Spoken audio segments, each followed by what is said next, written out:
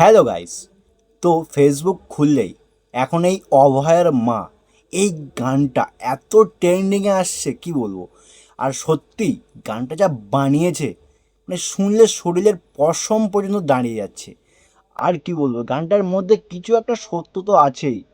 চলো গানটা আমরা একটু শুনে আসি।